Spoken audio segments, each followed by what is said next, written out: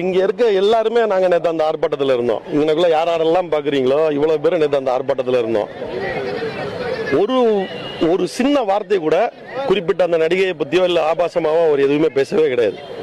அவர் மேடையில் அவர் பேசிட்டு இருந்தது ஒண்ணு, கீழே இருந்து ஒரு 10 பேர் அந்த நடிகையோட பேரை சொல்லி அவங்க ஒரு 10 பேர் கத்திட்டு இருக்காங்க.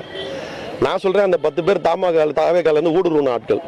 அவங்களே ஒரு 10 பேரை அனுப்பி அந்த நடிகை பேரை கத்த வச்சிருக்காங்கன்னு சொல்லி நான் ஸ்ட்ராங்கா கண்டம் பண்றேன். ஏன்னா ஒருவேளை அதை திமுக காரங்க செஞ்சிருந்தாங்கன்னா, ஏன்னா அந்த நேரத்தில் அந்த நடிகையோட பேரை சொல்ல வேண்டிய அவசியமே இல்லை. இவர் பேசிட்டு இருக்க டாபிக் வேற. ஒருவேளை அந்த நடிகையை பற்றியோ இல்லை அந்த நடிகரை பற்றி ஏதோ ஒரு இதை பேசிட்டு இருக்கையில் கீழே இருக்கவங்க கத்திருந்தாங்கன்னா அது மேடையில் பேசுறவங்களுக்கும் தொண்டர்களுக்கும் கனெக்ட் ஆகுறது. இவரை நீங்க நல்லா பாருங்க, அதோட முழு வீடியோ உங்களுக்கு இருக்கும் பாருங்க. இவர் காவேரி பிரச்சனையை பத்தி மட்டும் பேசிட்டு இருக்காரு. சம்பந்தம் இல்லாத சில ஆட்கள் கீழே இருந்து அந்த நடிகையோட பேரை சொல்றாங்க. அதுக்கப்புறம் அந்த கூட்டம் முடியுது. கூட்டம் முடிஞ்சதுக்கு அப்புறம் வெட்டி ஒட்டி இவர் தவறா பேசப்பட்டதா சித்தரிக்கப்பட்டு ஒரு வீடியோ வெளியில வருது. அந்த வீடியோ இந்தியா ஃபுல்லா அவங்க அதை வைரல் ஆக்குறாங்க. மகளிர் ஆணையத்துக்கு ஒரு புகார் கொடுக்குறாங்க, இங்க ஒரு புகாரை கொடுக்க வைக்கிறாங்க. இது என்னன்னா பட்ஜெட் வரப்போகுது.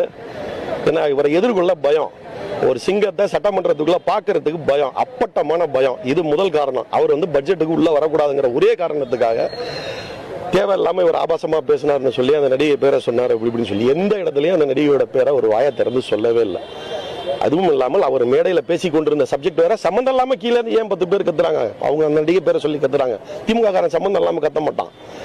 உலகின் அறிவார்ந்த இயக்கம் திமுக, அறிவார்ந்த தொண்டர்கள் திமுக காரன் பேசிட்டு இருந்தா சப்ஜெக்டுக்கு சம்பந்தம் இருந்தா விசில் அடிப்பான், கை தட்டுவான், அது சம்பந்தமா ஏதாவது சொல்லுவான். சம்பந்தம் இல்லாம பேசுற அளவுக்கு திமுக காரன் பைத்தியக்காரன் கிடையாது. இது முழுக்க முழுக்க சித்தரிக்கப்பட்டது. நான் இன்னொன்னு சொல்றேன், எழுதி வச்சுக்கோங்க, இன்னைக்கு தேதிக்கு இதை குறிச்சு வச்சுக்கோங்க. சரியா? இப்ப என்ன நடக்கும்னு கேட்டீங்கன்னா, ஒருவேளை அவர் அரெஸ்ட் பண்றாங்கன்னு வைக்கட்டும், அதே நீதிமன்றம் அனுமதிக்காதுன்னு நாங்க நம்புறோம். ஒருவேளை அது நடக்குதுன்னு வச்சுக்கீங்களேன், நாளை பின்ன அந்த அம்மாவே ஒரு அறிக்கை விடுவாங்க. என்ன விடுவாங்கிறது நானும் சொல்றேன்.